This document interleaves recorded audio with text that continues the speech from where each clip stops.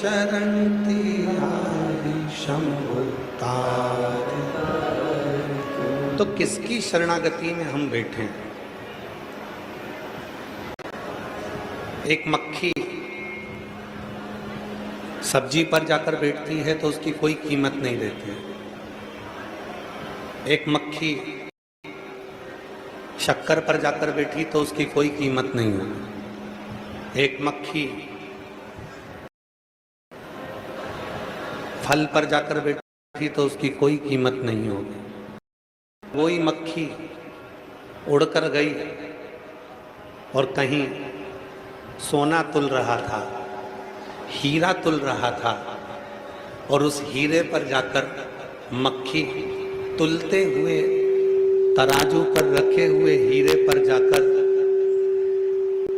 तराजू पर रखे हुए हीरे पर जाकर यदि मक्खी बैठ जाती है, तराजू पर रखे हुए हीरे पर जाकर यदि मक्खी बैठती है, बैठ जाती है, तो निश्चित है कि मक्खी की कीमत बढ़ जाती है।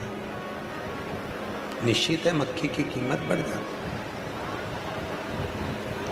सब्जी पर बैठी कोई कीमत नहीं, फल पर बैठी कोई कीमत नहीं, किराने की दुकान पर मक्खी बैठी कोई कीमत नहीं थी। पर वही मक्खी जब हीरा तुल रहा है और हीरे पर जाकर बैठ जाती है तो मक्खी भी हीरे की कीमत की हो जाती है। उसी तरह जब हम आप शिव के चरणों में जाकर बैठ जाते हैं तो एक कीमत वाले हो जाते हैं। कीमती हो। कहाँ बैठे हो, किस जगह बैठे हो, किस स्थान पर बैठे हो, कहाँ बैठे हो, यह आपके ऊपर निर्भर करता है। यह आपके ऊपर निर्भर करता है। आप किस स्थान पर जाकर बैठे हो, कहाँ जाकर बैठे हो, किस स्थान पर बैठे हो, यह आपके ऊपर निर्भर करता है।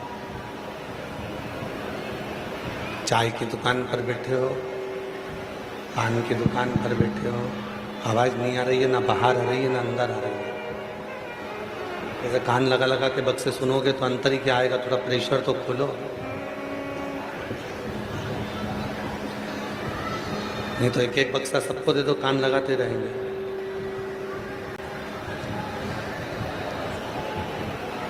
चाय की दुकान पर जाकर बैठे हो,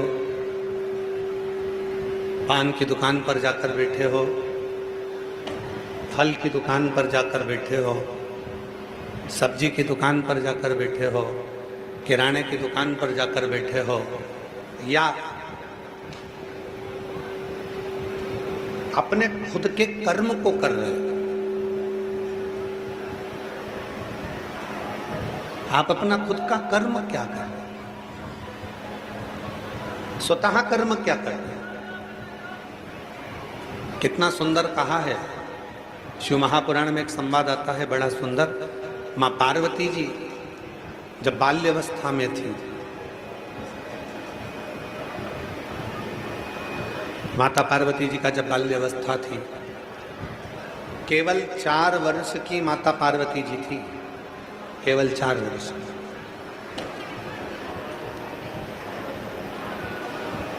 और 4 वर्ष की माता पार्वती जी एक बार भगवान देव अधिदेव महादेव का मट्टी का शिवलिंग खेल खेल में बना रही थी।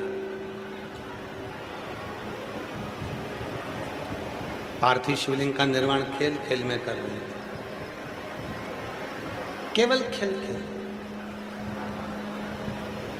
खेलते खेलते।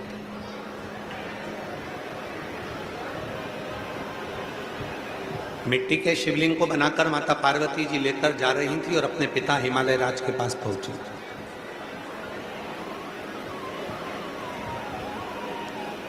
और पिता हिमालय राज के पास में जब पार्वती मैया पहुंची, मिट्टी का शिवलिंग उनके हाथ में था और पिता हिमालय राज ने माता पार्वती जी से पूछ लिया कि पार्वती गौरा, ये क्या बनाया है तूने, ये क्या निर्माण करा है तूने। पार्वती जी ने कहा पिताजी, मैंने वही निर्माण किया है जो संसार सागर के लोगों को उनकी मंजिल तक पहुंचाएगा। उसका निर्माण मैंने अपने हाथों से। एक पार्थिव शिवलिंग का निर्माण जब हम करते हैं तो केवल वो निर्माण नहीं रहता, वो हमें मंजिल में पहुंचाने का एक रास्ता बना देता। केवल वो निर्माण नहीं है, मंजिल तक पहुंचाने का एक रास्ता निश्चित कर देता। रास्ता। एक बात हम आपसे पूछें, जरा उत्तर देना बलिया वालों, जवाब दीजिएगा। एक रावण और एक मंथरा, दो थी। एक था रावण, दूसरी थी मंथरा।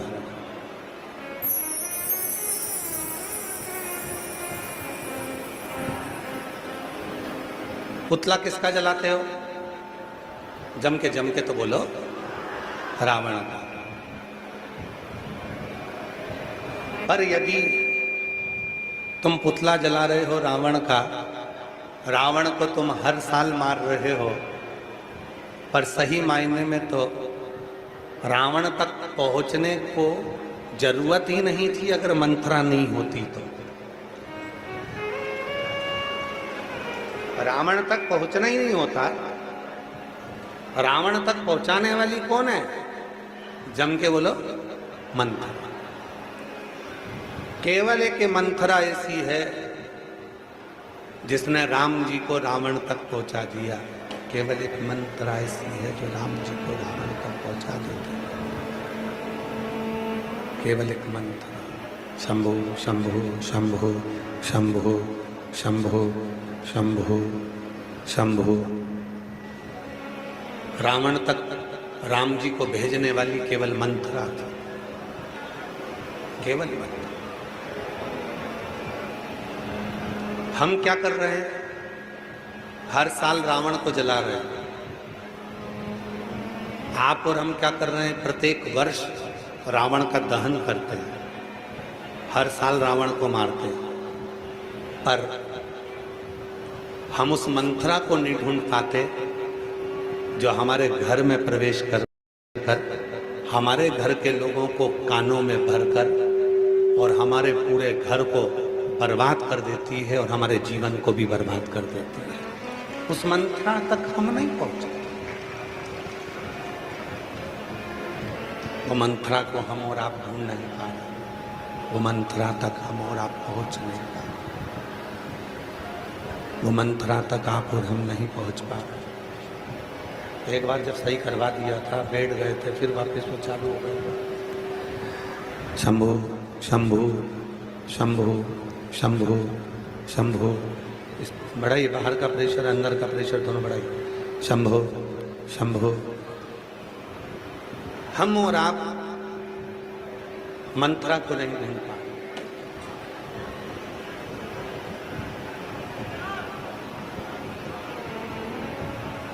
नंदी, कल कथा चल रही थी नंदी की। नंदी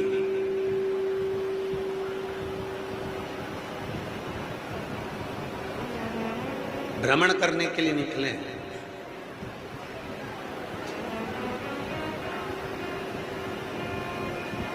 और नंदी भ्रमण करते करते करते करते सब दूर घूमने के बाद में आखिरी में नंदी एक बट वृक्ष के नीचे जाकर बैठे।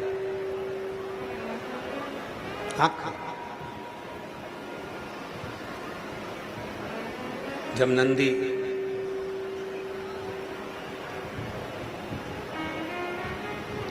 एक वट वृक्ष के नीचे जाकर बैठते हैं, कुछ देर बाद वहीं से श्री तुमरुका जी का आगमन हो जाता। तुमरुका जी जो भगवान शंकर के परम भक्त हैं, भगवान शिव के परम भक्त हैं, जिनका मुख घोड़े का लगा हुआ है, में वीणा है, करताल है और शिव नाम दिन भर 24 घंटे उनके मुख से निकलता रहता है। भगवान शंकर के नाम का उच्चारण वो करते रहते हैं, शिव नाम लेते रहते हैं। शिव नाम तुम रुका। नंदी जी बढ़ते पेड़ के नीचे। थोड़ा मन में जब संशय होता है, जब मन के अंदर कोई संशय उत्पन्न होता है, तो व्यक्ति मौन होता, चुप। 3 बार व्यक्ति मौन हो जाता है। भीतर अगर के संशय है तो मौन होगा, घर में क्लेश है तो मौन होगा, और तीसरा यदि उस परमात्मा की भक्ति में लगा है और विश्वास है भगवान पर, तो फिर वो नहीं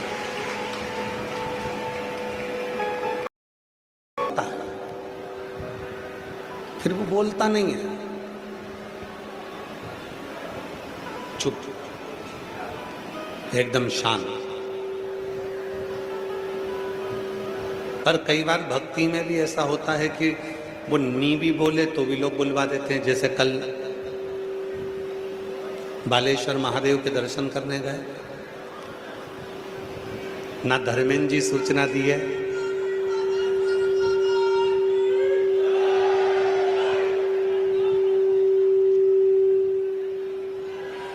ना धर्मेंद्र जी सूचना दिए किसी को, ना हमने किसी को बोला कि हम जा रहे हैं।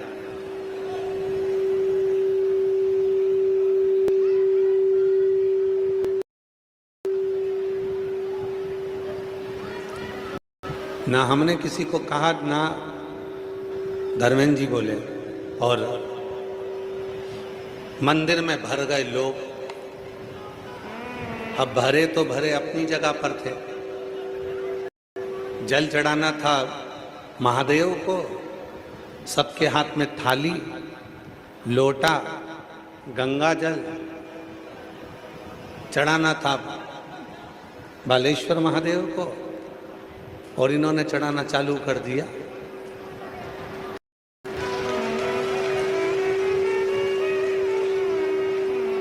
महाराज,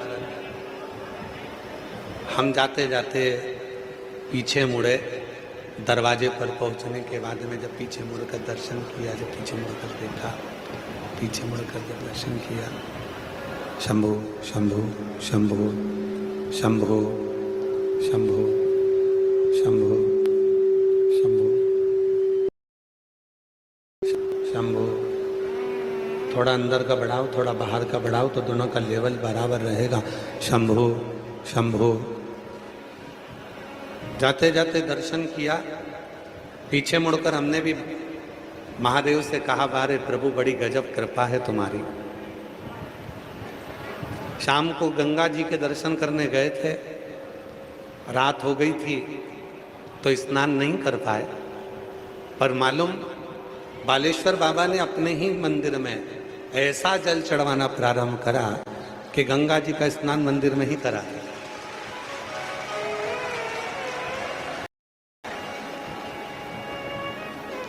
जैसी गंगा में लहरें आती हैं धर्मेंद्र जी, जैसे गंगा में लहरें आती हैं, वैसी कल लहरें मंदिर में चल रही थी। पूछो, ये मंदिर वाले बैठे हैं यहाँ, मंदिर वाले कौन कौन बैठे हैं? सब बैठे, पूरी टीम। खड़े हो जरा, जो मंदिर में थे कल, ये पूरी टीम। इधर, फिर उधर से माताओं का झोंका आया, धर्मेंद्र भैया इधर, और इनके साथ में हम उधर, वो इधर उधर, और ऊपर से उधर पीछे पीछे जो खड़ी थी वो पानी लोटे का दे, इधर से गंगा जल की बोतल। हमने कहा, वाह रे भोलेनाथ, सोच कर गए थे शाम को, साथ में कपड़े भी ले गए थे कि गंगा जी में जाएंगे, डुबकी लगाएंगे, पर वहां अंधेरा हो गया, घाट पर पानी दूर था, और भोलेनाथ जी तो घट घट की जानते, उन्होंने कहा वहां नहीं नहा के आया तो यहां नहा ले, नीला। शिव का प्रेम, ये इसीलिए कहते हैं, शिव महापुराण की कथा कहती है कि तुम जहां बैठे हो, जैसे बैठे हो उस स्थान पर जब को भजते हो, उस देवाधिदेव महादेव का स्मरण करते हो, तो निश्चित है तुम्हारे सारे दुख अपने आप समाप्त होना प्रारंभ हो जाते हैं, सारे कष्ट समाप्त होना प्रारंभ हो जाते हैं और जीवन में आनंद की अनुभूति होने लगती है, आनंद की अनुभूति होने लगती है अपने आप। मौन हो गया, बट वृक्ष की छांव थी और उस बट वृक्ष की छांव में, उस बट वृक्ष की छांव में नंदी मौन होकर बैठ